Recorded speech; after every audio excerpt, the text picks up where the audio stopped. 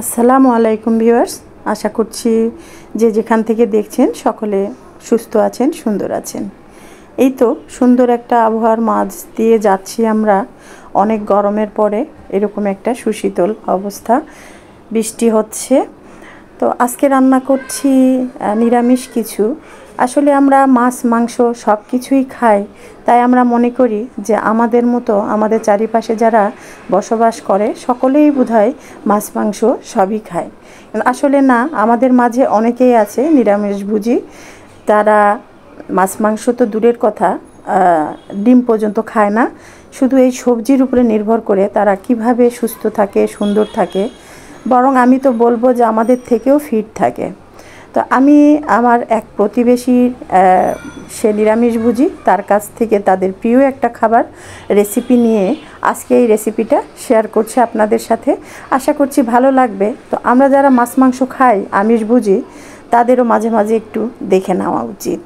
কাঁচা কলা আর আলু সিদ্ধ করে নিয়েছি প্রেসারে দিয়ে, এই যে ভালো করে ম্যাশ করে রেখে দিয়েছি। আর এখানে আমি আমার মুঠে এক মুঠ বাদাম বেটে নিয়েছি, আর আদা রসুনের সাথে হাফ চামচ সরিষাও বেটে নিয়েছি। তারপরে এই তো ম্যাশ করা আলু আর কাঁচকলার সাথে দিয়ে দিলাম হাফ চামচ জিরা, পেঁয়াজ দিয়ে দিয়েছি 2 টেবিল চামচ।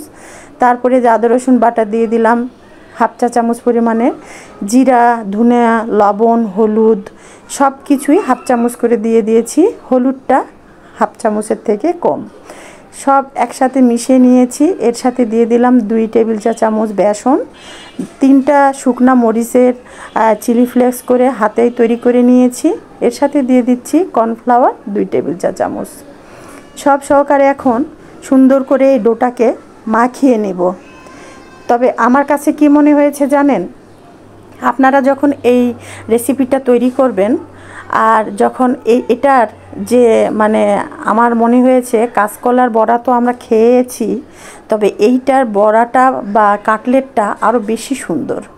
দেখেন এত সুন্দর মোলায়েম হয়েছে। প্রেসারে সিদ্ধ দিয়েছি 2টা মোটেই 2টা সিদ্ধ নেওয়ার জন্য এত সুন্দর স্ম্যাশ হয়েছে।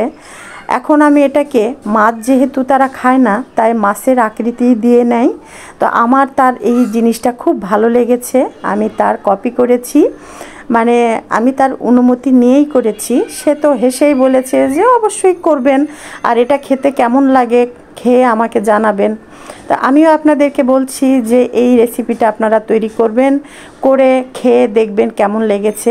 তবে আমি এখানে একটা কথা বলি, আমার এই যে এটা ফ্রাই করেছি তখন আমার সেটা খেতে মুসমুসে এবং খুব সুন্দর, ভিতর থেকে সফট, খুবই ভালো লেগেছে। তরকারিটার থেকে আমার ফ্রাইটাই খুবই ভালো লেগেছে। তো তরকারিটাও সুন্দর হয়েছে। টমেটো ছিল না ঘরে, টমেটো আমি ডিপ করে রেখে দিই সারা বছরের জন্য। সেখান থেকে একটা বড় দেখে বের করে নিলাম, কিন্তু দেখি পুরাই বরফ হয়ে আছে, পানির মধ্যে দিয়ে রেখেছি।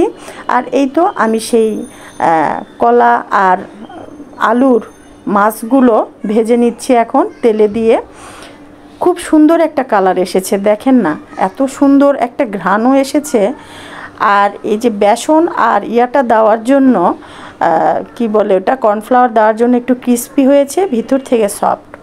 তো আমার কিন্তু এটা খালি মুখে চায়ের সাথে বা একটা নাস্তার আইটেম বলে মনে হয়েছে।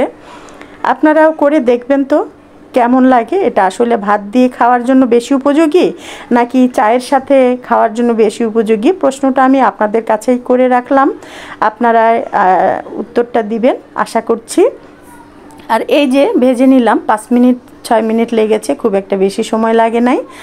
দেখেছেন এদিক ওদিক লাল করে খুব সুন্দর হয়েছে ভাজার পরে যে তেলটা বেঁচেছে সেই তেলেই আমি দিয়ে দিলাম হাফ চা চামচ জিরা, আর হাফ চামচও না, একটু কালি জিরা ফোড়ন দিয়ে 2টা রসুনের কোয়া কুচি করে নিয়েছি, সেইটা একটু ভেজে উঠাবো। সবগুলো কাটলেটই আমার ভাজা হয়ে গেছে। 6-7টা কাটলেট হয়েছিল, 2টা কাঁচা কলা আর 3-4টা ছোট ছোট আলুর, বেশ কয়েকটাই হয়েছে। এখানে একটা বড় সাইজের পেঁয়াজ দিয়ে দিলাম। পেঁয়াজটা সহকারে হালকা ব্রাউন কালারও আসলে এখানে দিয়ে দিচ্ছি আমার সেই বাদাম বাটা। আদা রসুনের সাথে অল্প একটু সরিষা দিয়ে দিয়েছিলাম, কালো সরিষা, সেটাও বেটে নিয়েছি। সব সহকারে দিয়ে এবার মশলাগুলোকে আমি এক জায়গায় করে ভালো করে কষিয়ে নেব। পরিমাণ মতো হলুদ দিয়ে দিলাম হাফ চামচের কম, এরপরে দিয়ে দিলাম মরিচ গুঁড়ো 1 চা চামচ, ধনিয়ার গুঁড়া হাফ চা চামচ, জিরা পরিমাণ মতো হাফ চামচের কম, কারণ কাঁচা জিরা দিয়েছিলাম ফোড়নে। সব সহকারে এই যে 1 কাপ পানি দিয়ে ভালো করে এটাকে মশলাটাকে কষিয়ে নেব। দিয়ে দিচ্ছি একটা এলাচ খুব সুন্দর একটা ঘ্রাণের জন্য, আর পরিমাণ মতো লবণ। লবণটা সবার শেষেই দিব কালারটা সুন্দর আসার জন্য। হয়ে গেল তো। কষিয়ে নেওয়ার পরে দিয়ে দিলাম হাফ চা চামচ গরম মশলার গুঁড়া। সব মশলা যখন দিয়ে আমি ফুটিয়ে নিয়েছি, তখন একটা একটা করে এই মাছের পেটিগুলো ছেড়ে দিলাম। উল্টিয়ে পাল্টিয়ে 2-1 মিনিট খানিক রেখে নামিয়ে নিব। খুব একটা বেশি জাল করব না, কারণ এটা ভিতর থেকে এমনি সফট। দেখেছেন তো সাইড থেকে কিভাবে মশলাগুলো টেনে টেনে মাছগুলোকে ঢেকে দিয়েছি। অল্প তাপে রেখে দিয়েছিলাম, 1 চা চামচ ঘি উপরে দিয়ে ছিটে দিয়ে দিলাম।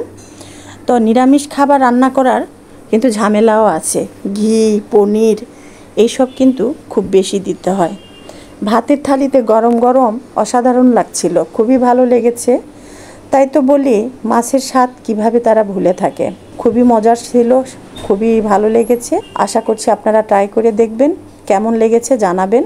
লাইক কমেন্ট শেয়ার করে পাশেই থাকবেন। আজকের মতো এখানে বিদায় নিচ্ছি। আল্লাহ হাফেজ, শুভ দুপুর।